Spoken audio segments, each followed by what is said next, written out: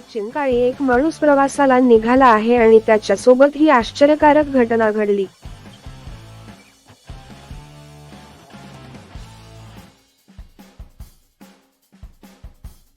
तो सरस्वती नदीच्या काठावर बसलेला आहे. तेव्हा एक लोखंडी राक्षस त्याच्यावर हल्ला करतो.